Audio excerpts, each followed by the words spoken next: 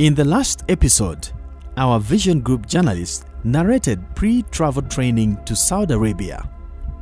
In this episode, she continues with what happened when she tried to get an express passport to travel. She started this process of traveling to Saudi Arabia in August 2021. She was assured that the travel would be in a matter of days, but 8 months later, she was with 200 other girls, patiently waiting for the opportunity. They were housed in a hostel in Tuba, Kulambiro, where as many girls were brought in as those who were leaving to go to Saudi Arabia. Some girls would leave for Saudi Arabia.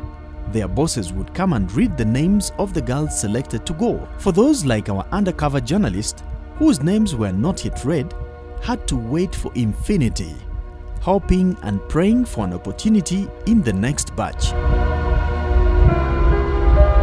She was chosen for the pre-travel training instituted by the Ministry of Gender, Labor and Social Development.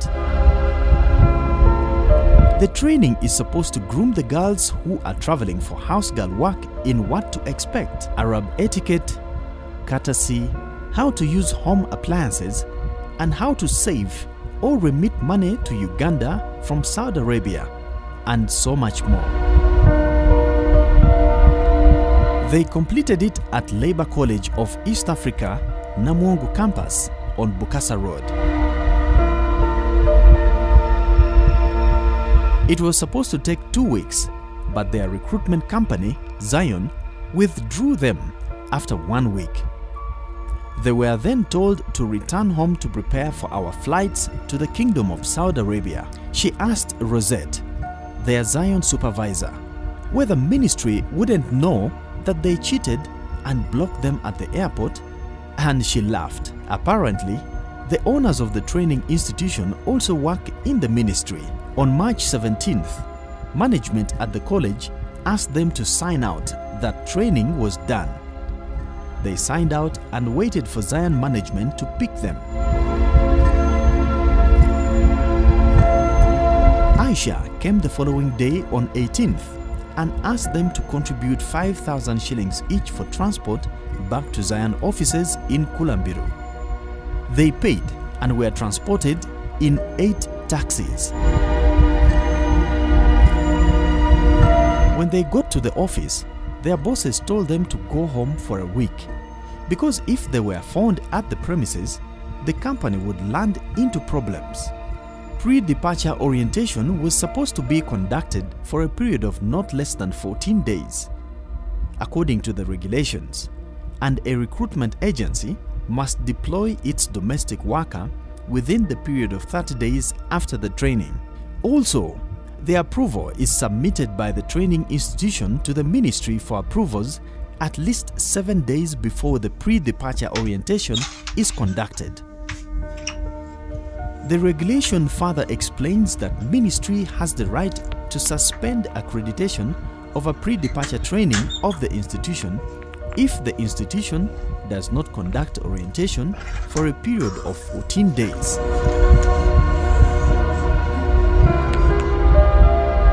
And if the institution submits false documents to the ministry or fails to submit to the ministry a schedule of the training to be conducted, its recruitment license would be revoked.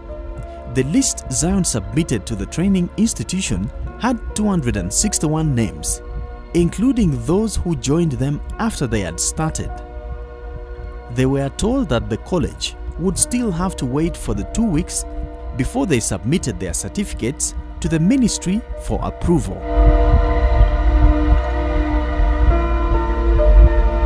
On April 4th, she got a call from Zion saying she had been cleared and approved.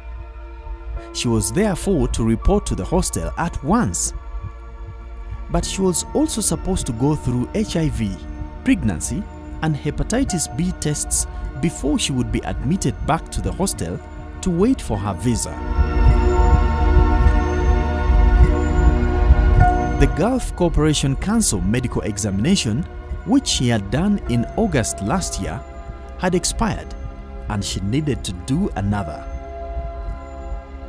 All migrant workers traveling to work in the 6 Gulf countries of Kuwait, Bahrain, Oman, Qatar, Saudi Arabia and the United Arab Emirates needed a GCC medical.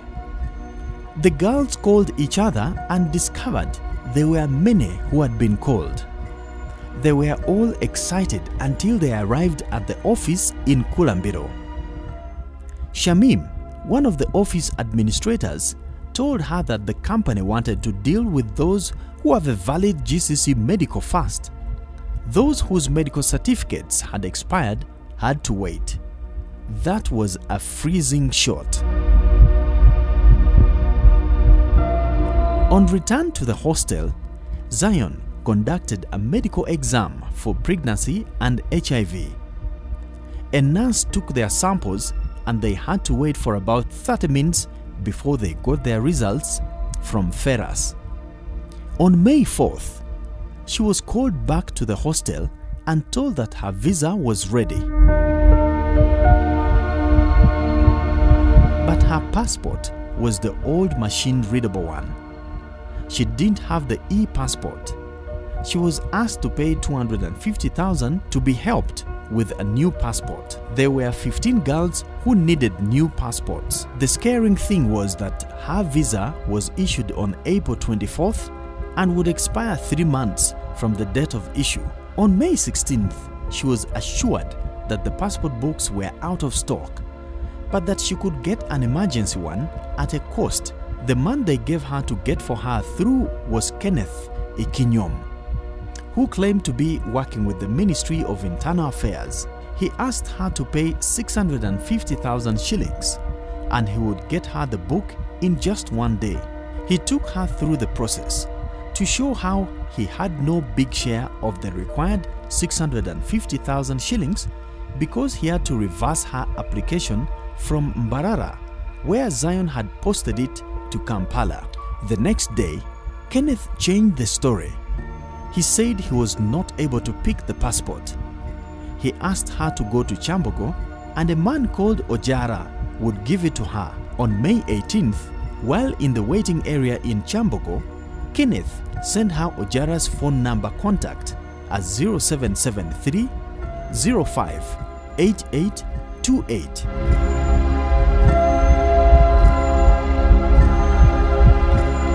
She called Ojara and he told her to wait for the message. He said he had no powers to pick it for her. She was mad.